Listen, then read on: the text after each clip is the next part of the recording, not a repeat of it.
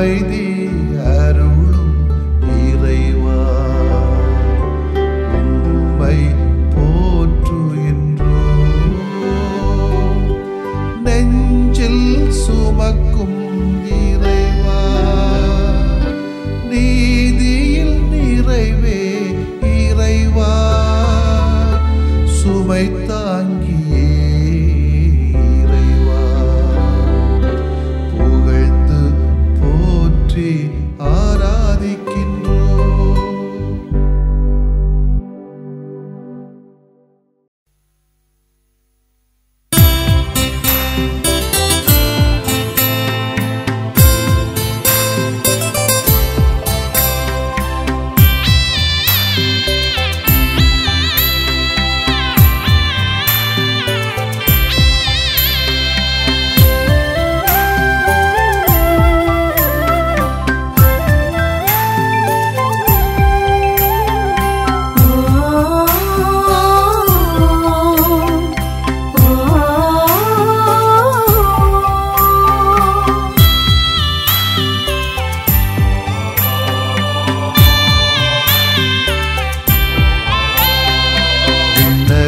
அருளே மண்ணக கொடையே சகல புனிதர்களே சகாயம் புரிவீரே. விண்ணக அருளே அன்பாய் வந்து நெஞ்சில் நிறைந்து எம்மை காப்பவரே கரங்கள் கோர்த்து ஸ்வரங்கள் ஈந்திட கனிவாய் காத்திடுமே. அன்பாய் வந்து நெஞ்சில் நிறைந்து எம்மை காப்பவரே கரங்கள் கோர்த்து ஸ்வரங்கள் ஈந்திட கனிவாய் காத்திடுமே.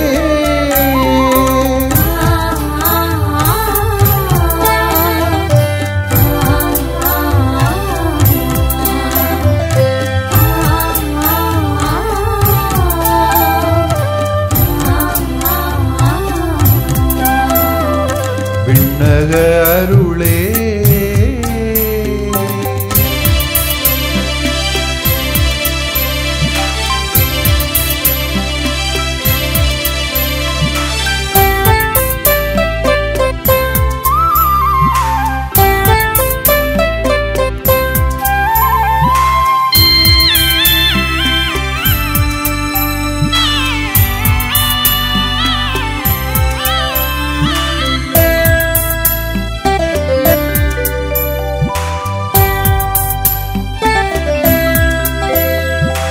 இறையின் திருவுளம் ஏற்று நின்றீர் அவரின் வாழ்வை காட்டி சென்றீர்.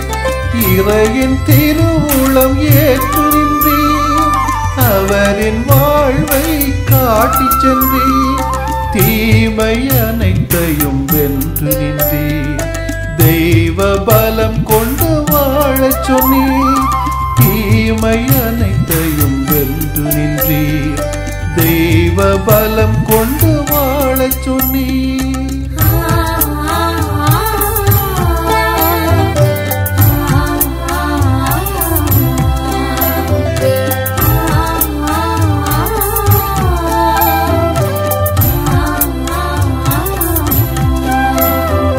விண்ணக அருளே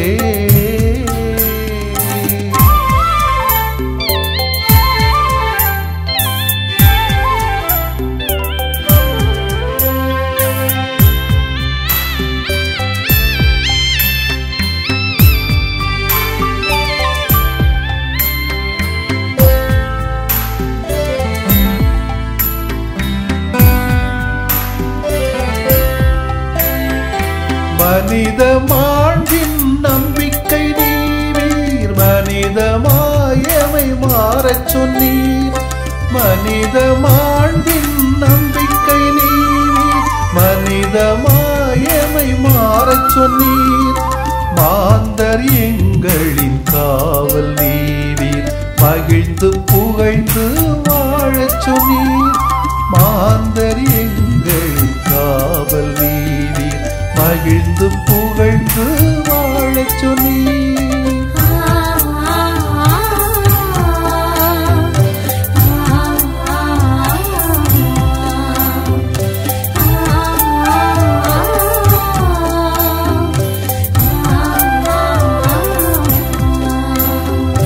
விண்ணக அருளே மண்ணக கொடையே சகல புனிதர்களே சகாயம் புரிவீரே. விண்ணக அருளே அன்பாய் வந்து நெஞ்சில் நிறைந்து எம்மை காப்பவரே, கரங்கள் கோர்த்து ஸ்வரங்கள் ஈந்திட கனிவாய் காத்திடுவே. அன்பாய் வந்து நெஞ்சில் நிறைந்து எம்மை காப்பவரே, கரங்கள் கோர்த்து ஸ்வரங்கள் ஈந்திட கனிவாய் காத்திடுவே.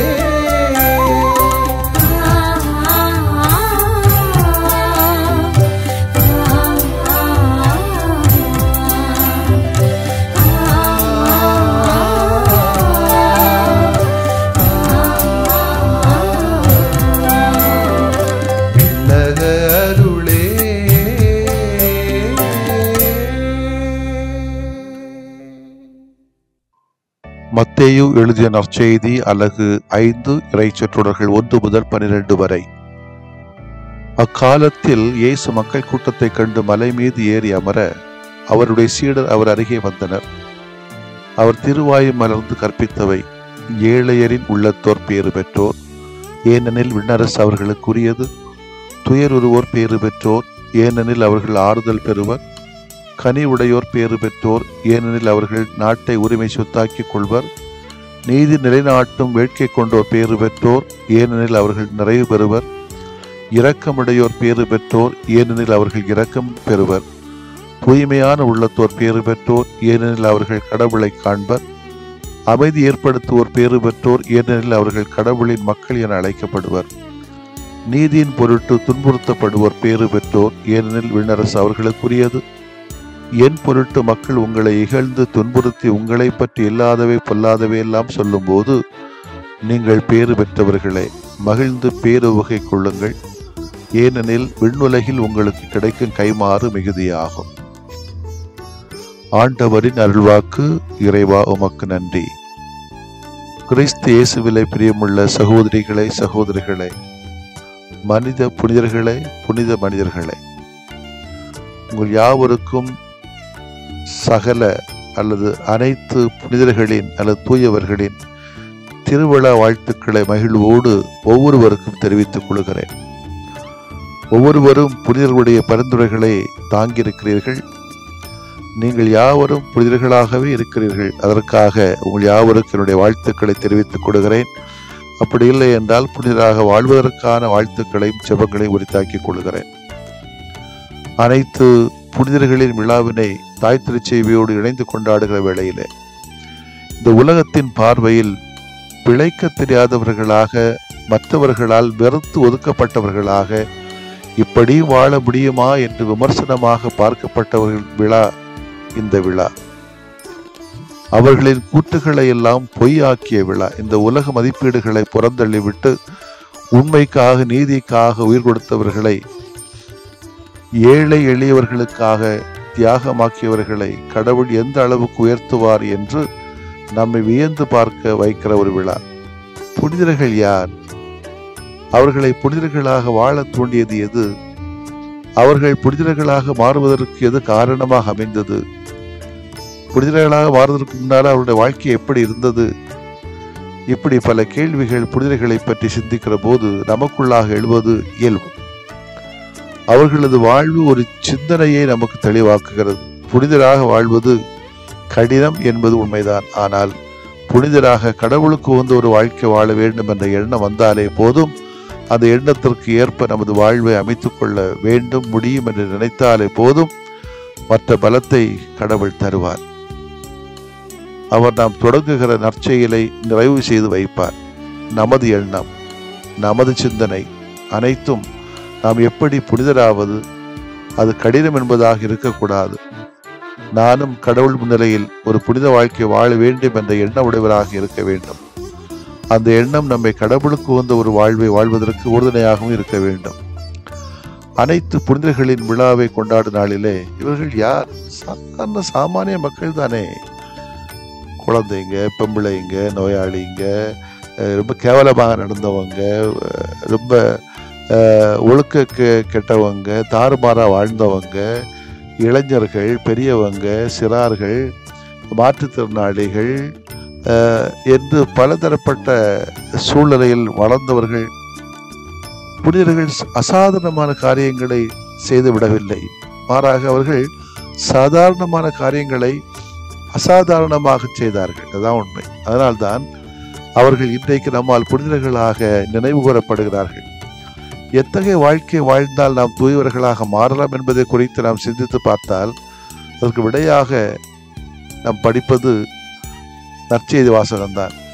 அதாவது ஏழையரின் உள்ளத்தவராக, துயரிருந்தவராக, கனிவுடைய மக்களாக, நீதியை நிலைநாட்டுகிற வேட்கை கொண்டவராக, இரக்கமுடையவராக, தூய்மையான உள்ளத்துவராக, அமைதி ஏற்படுத்துவராக, நீதியின் பொருட்டு துன்புறுத்தப்படுவராக. ஆனால் இப்படி வாழ்ந்தா நம்மளை முட்டாள்தான் சொல்லுவாங்க. இருந்தாலும் நாம் வாழும்போது உண்மையிலேயே நாம் தூயவராக இருக்கிறோம்.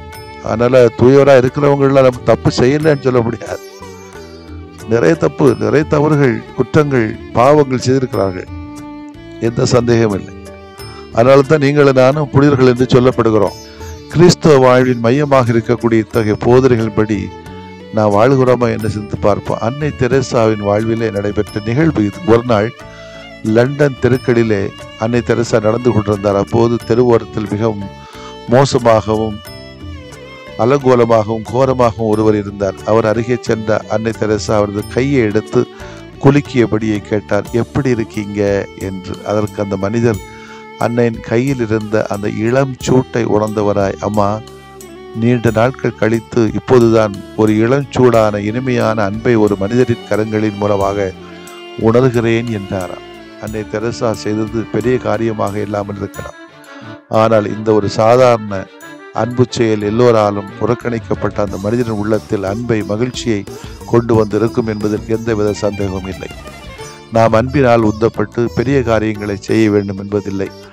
சாதாரண காரியங்களை செய்தாலும் போதும், அது நம்மை விண்ணகத்தில் உள்ள புனிதர்கள் கூட்டத்தில் சேர்த்து விடும். இதில் மாற்று கருத்து எதுவும் கிடையாது. ஆகவே புனிதர்களை போன்று நாம் செய்யக்கூடிய எளிய அன்பு செயல்களால் இயேசுவுக்கு சான்று பகரவும் முயற்சி எடுப்போம். அதன் வழியாக விண்ணக திருக்கூட்டத்தில் இடம்பெற முடியும்.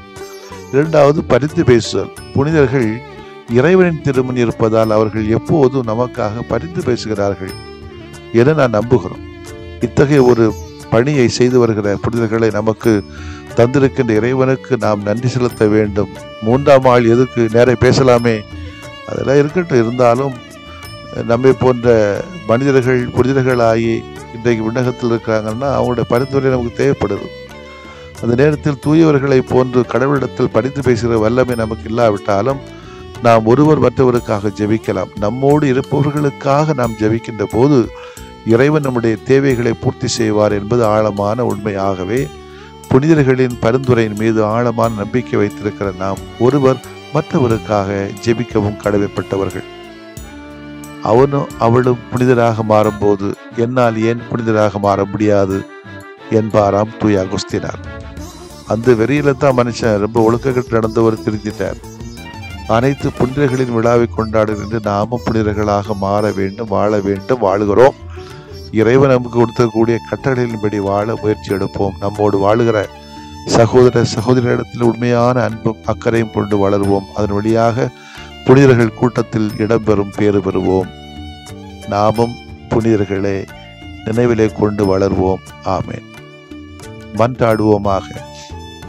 புனிதர்களின் பேரின்பமே இறைவா, தங்கள் வாழ்வில் உம்மை மாட்சிப்படுத்தி இன்று உம்மோடு வாழுகிற பேறு பெற்ற அனைத்து புனிதர்களுக்காகவும் அவர்களுக்கு நீர் அளித்த மாட்சியின் மணிமுடிக்காகவும் நாங்கள் போற்றுகிறோம்.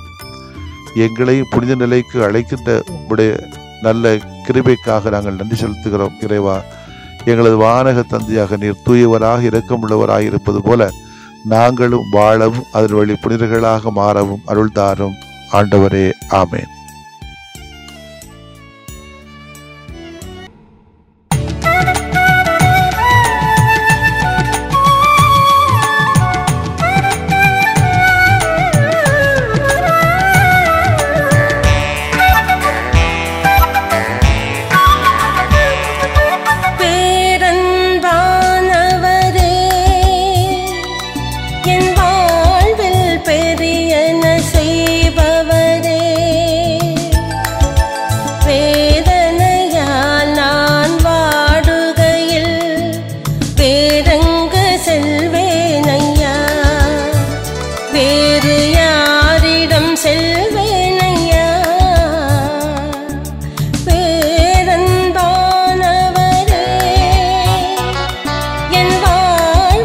பெரியன செய்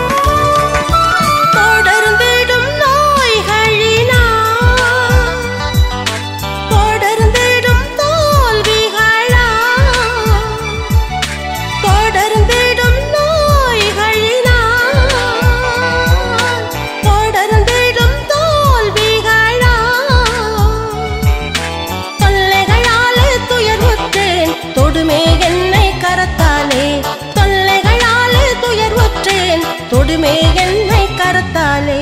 பேரன்பானவரே,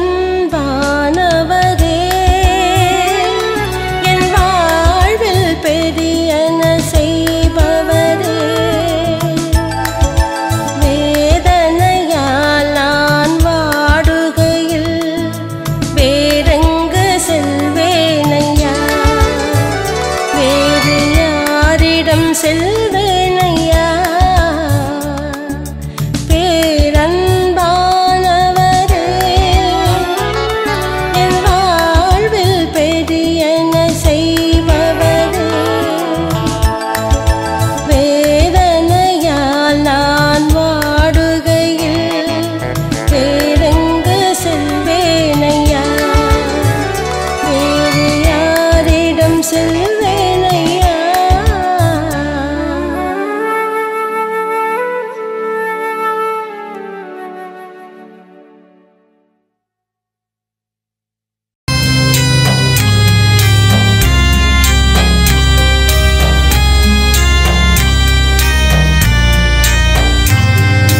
மாண்புயரிவருள்ளடையாளத்தை தாழ்ந்து பணிந்து ஆராதிப்போ.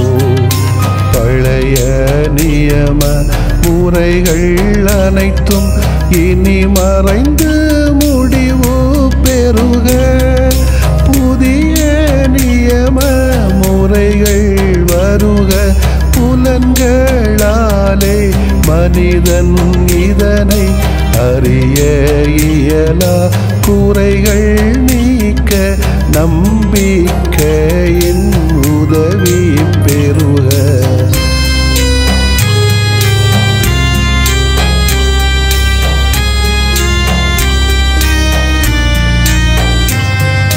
தந்தை அவர்க்கும் மகன் அவர்க்கும் புகழ்ச்சியோடு வெற்றியாக்கும். மீட்பின் பெருமை மாட்சிமையோடு வலிமை வாழ்த்து யாவுமாக. இருவரிடமாய் வருகின்றவராம் தூய ஆவியானவர்க்கும்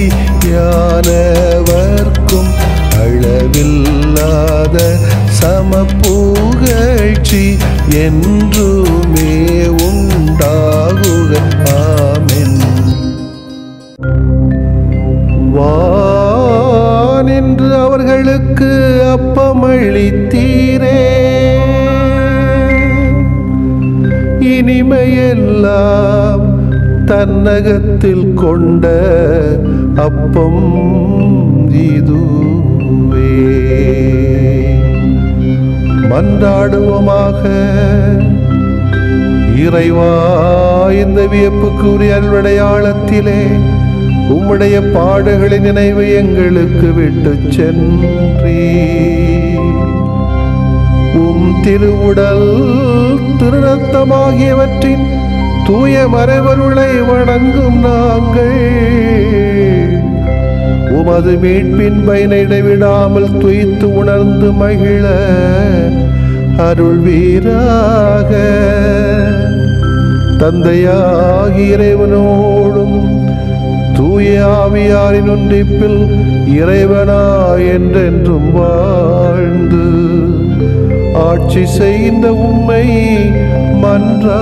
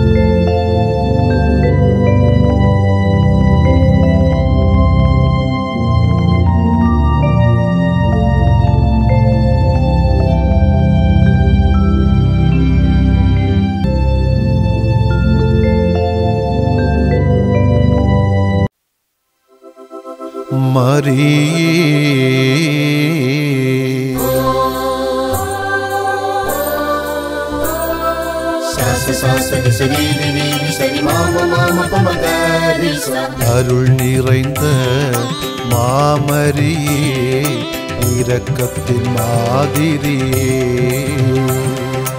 அபயம் நீ என்று ஓடிவர அடைக்கலமானவரே வாழ்வில் ஒளிர்ந்த உயர் பண்பை நினைந்தோ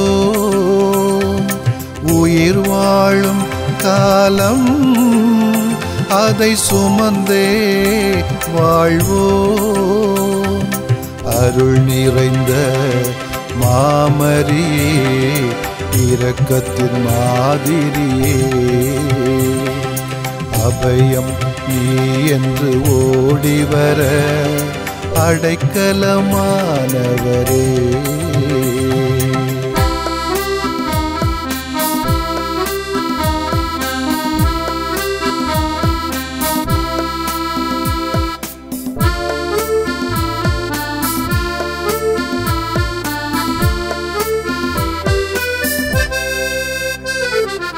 இறை செய்தி கேட்டு இக மீட்பு காண நிறைவாக உம்மை ஈந்த நிர்வாழ்க.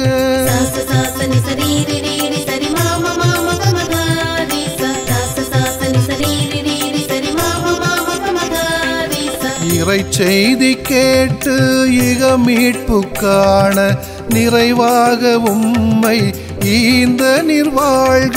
உம்மாகட்டும் என்ற அகத்தாட்சி சொல்லால் ஆகட்டும் என்ற அகத்தாட்சி சொல்லால் ஆண்டவர் திருவுளம் ஆளச் செய்வீர். அம்மாவும் வாழ்வில் ஒளிர்ந்த உயர் பண்பை நினைந்தோ உயிர் வாழும் காலம் அதை சுமந்தே வாழ்வோம்.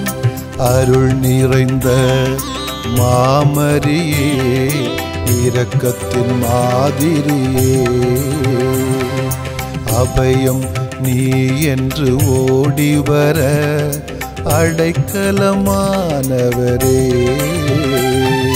வாழ்க வாழ்க மரியே வாழ்க வாழ்க வாழ்க இரக்கத்தின் தாயே. நிலையான புகழுக்குரிய தூய இறை நன்மைக்கு எல்லா காலமும் தொழுகையும் புகழும் போற்றியும் ஆட்சிமையும் உண்டாக கடவது. போற்றியும் ஆட்சிமையும் உண்டாக கடவது. தந்தை மகன் தூய ஆவியாரின் பெயராலே ஆமென்.